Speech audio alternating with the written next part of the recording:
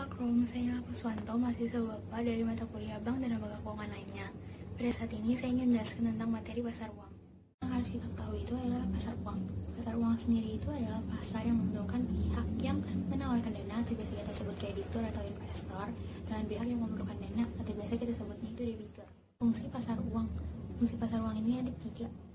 Pertama, ada sarana pengendalian moneter melalui transaksi SBI dan SBPU. 2. Sebagai sarana investasi bagi kreditur atau investor untuk jangka pendek. Yang ketiga, sebagai sarana mobilisasi dana bagi debitur.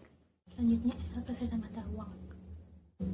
Pihak-pihak yang terlibat dalam pasar uang ini, baik sebagai investor maupun sebagai peminjam, antara lain seperti lembaga keuangan, lembaga pemerintah, perusahaan-perusahaan besar, dan individu-individu.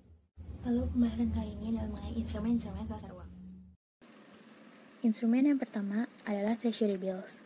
Treasury Bills ialah instrumen utang yang diterbitkan oleh pemerintah atau bank sentral atas unjuk dengan jumlah tertentu yang akan dibayarkan kepada pemegang pada tanggal yang telah ditetapkan. Rumus mencari Treasury Bills ada 2, untuk mencari discount rate dan effective yield. Untuk mencari discount rate, kita perlu tahu selisih harga nominal dengan harga Treasury Bills per harga nominal dikalikan dengan waktu dalam setahun atau 360 dibagi dengan jangka waktu Treasury Bills. Sedangkan untuk effective yield, selisih harga dikalikan dengan harga nominal dibagi dengan harga Treasury Bills, lalu dikalikan dengan 360 atau waktu dalam setahun per jangka waktu Treasury Bills. Contoh soalnya bisa dibaca dalam slide yang tertera.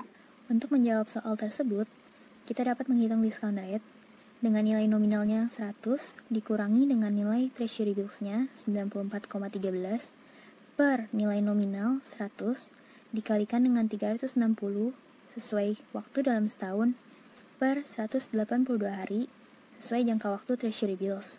Akan ditemukan hasilnya 11,61%.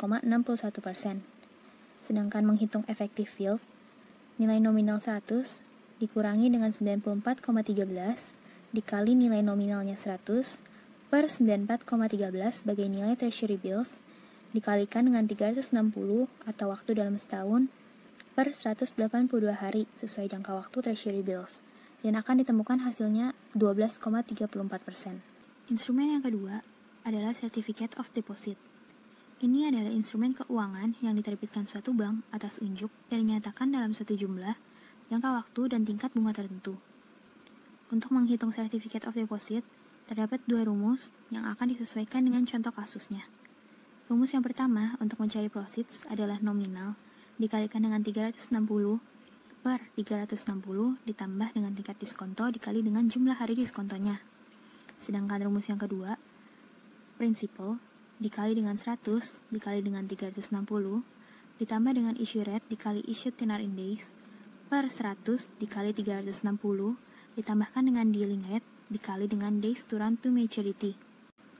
Untuk keterangannya, issue rate ialah saat sertifikat deposito ini diterbitkan.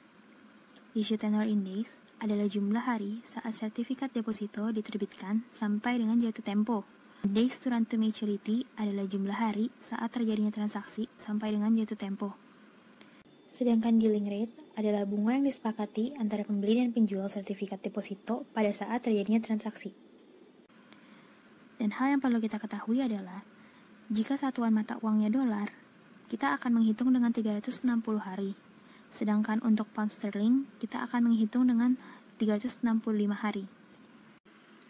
Contoh soalnya adalah, Bank Arsenal menerbitkan sertifikat deposito sebesar 200.000 pound sterling, issue rate-nya 12% per tahun, issue tenornya 182 hari.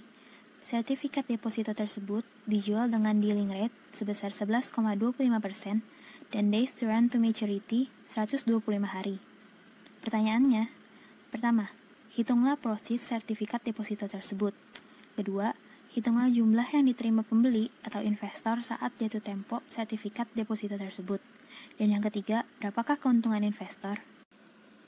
Untuk menjawab contoh soal tersebut, dapat kita hitung prosesnya adalah 200.000 pound sterling dikalikan dengan 100 dikalikan dengan 365 karena kita menghitung dalam satuan pound sterling ditambah dengan 12 dikali dengan 182 hari per 100 dikalikan dengan 365 ditambah dengan 11,25% dan dikalikan dengan 125. Akan ditemukan hasilnya adalah 204,103,55 pound sterling. Untuk yang kedua, pada saat jatuh tempo, pembeli akan menerima, kita dapat menghitungnya dengan 200.000 pound sterling ditambah dengan 200.000 dikali 182 hari per 365 dikalikan dengan 12%. Akan ditemukan hasilnya adalah 211.967,12 pound sterling. Lalu untuk soal ketiga, berapakah keuntungannya? Dapat kita kurangi antara 211.967,12 pound sterling dikurangi dengan 204.103,55 pound sterling dan akan ditemukan hasilnya adalah 7.863,57 pound sterling. Instrumen yang ketiga adalah banker acceptance. Ini adalah instrumen pasar uang yang dapat dipindah tangankan seperti commercial paper dan memberikan alternatif untuk memperoleh kredit pada saat barang-barang dikapalkan untuk segera dikirim ke luar negeri. Rumus untuk menghitung banker acceptance ini adalah diskon sama dengan principal atau nominal dikalikan rate per 100 dikalikan days to maturity dibagi 365. Untuk contoh soalnya, banker acceptance dengan nilai 100 juta rupiah jatuh tempo pada tanggal 1 Desember 1998 didiskontokan pada 10 Oktober 1998 dengan diskon rate sebesar 10% dan berapakah diskon charge-nya?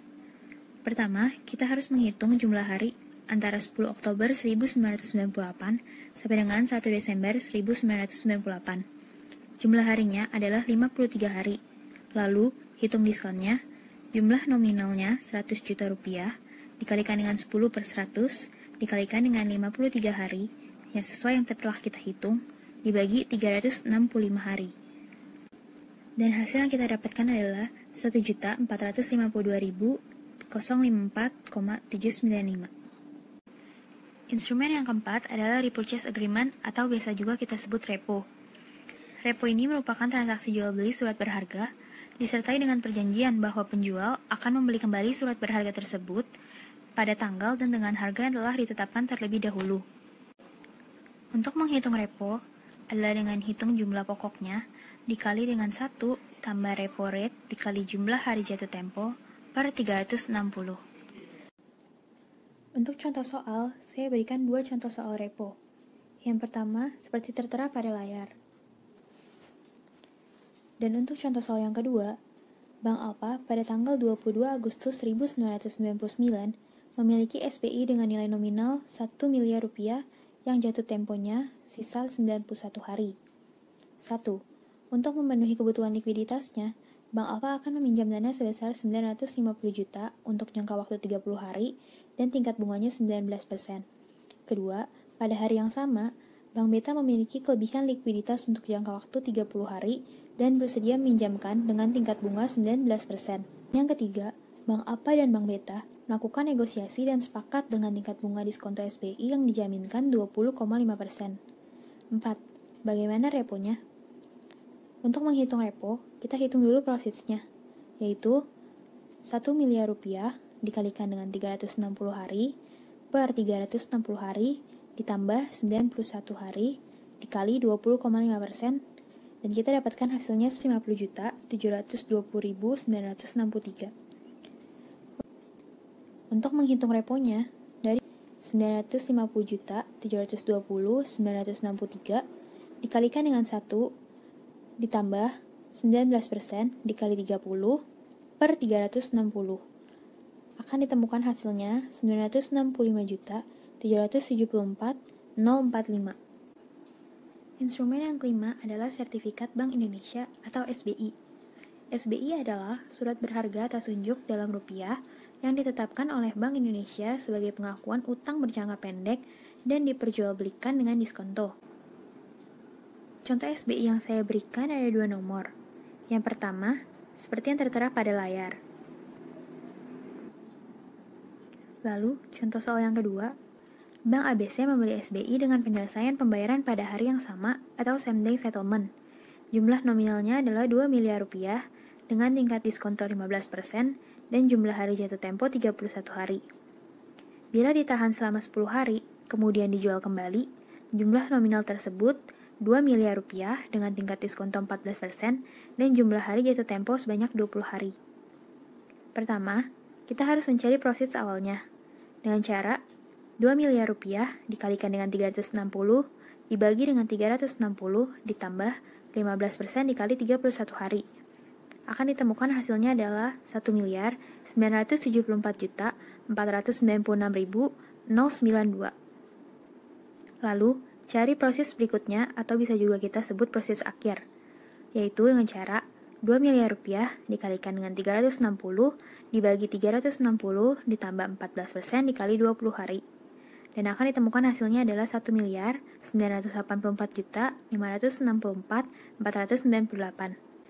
Nah, keuntungan transaksi jual SBI tersebut adalah proses akhir dikurang dengan proses awal dan ditemukan hasilnya adalah 10.068.406,35. Lalu, kita bisa hitung efektif yield-nya, yaitu dengan cara proses akhir dikurang dengan proses awal dibagi dengan proses awal dikali dengan 360 dibagi dengan 10. Hasilnya 18,35%. Selain kelima instrumen yang telah saya jelaskan tadi, terdapat beberapa instrumen lainnya seperti commercial paper, bill of exchange, Fed funds, surat berharga pasar uang atau biasa juga disebut SBPU, call money, dan promissory notes.